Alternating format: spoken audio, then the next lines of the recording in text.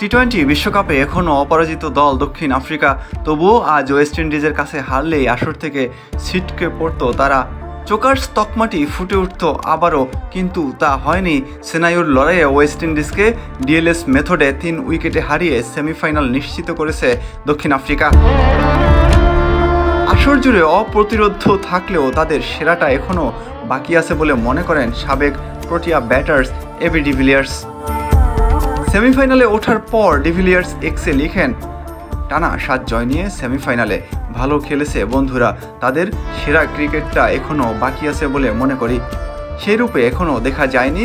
সেরা ক্রিকেট না খেললেও সেমিতে উঠতে পেরে ভালো লাগছে।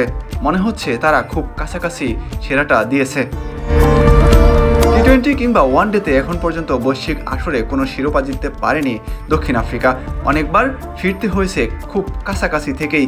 সেই আক্ষেপ এবার ঘোচাতে পারবে কি তারা?